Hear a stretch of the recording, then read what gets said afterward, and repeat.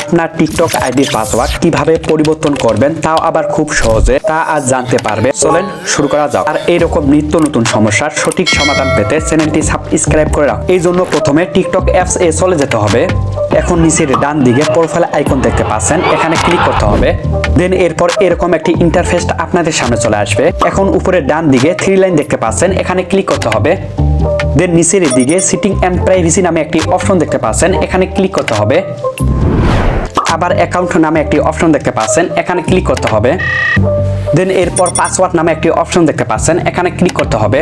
এরপর এরকম একটি ইন্টারফেস আপনাদের সামনে চলে আসবে। আপনি যে ফোন নাম্বার দিয়ে টিকটক আইডি খুলেছেন বা পরবর্তী যে নাম্বার অ্যাড করেছেন সেই ফোন নাম্বারে এসএমএস বা ফোনের মাধ্যমে একটি ওটিপি চলে আসবে। ওটিপি এখানে দেওয়ার পর এরকম একটি ইন্টারফেস চলে আসবে, চেঞ্জ পাসওয়ার্ড। এখন আপনি যে নতুন পাসওয়ার্ডটি দিতে চান তা এখানে দিতে হবে। তবে এখানে সর্বনিম্ন 8 ডিজিটের পাসওয়ার্ড দিতে হবে আর সর্বোচ্চ 20 ডিজিটের পাসওয়ার্ড দিতে পারবেন। আর পাসওয়ার্ডটি অবশ্যই স্ট্রং হতে হবে। আর কিভাবে পাসওয়ার্ডটি দিলে স্ট্রং হবে তা নিচে বলে দেওয়া আছে, যেমন litre, number, space, colon, hashtag এইসব চিহ্ন ব্যবহার করে আপনাকে স্ট্রং পাসওয়ার্ড দিতে হবে। ওকে, আমি পাসওয়ার্ডটি দিয়ে নিলাম। এখন নিচের দিকে কন্টিনিউ নামে একটি অপশন দেখতে পাচ্ছেন, এখানে ক্লিক করতে হবে।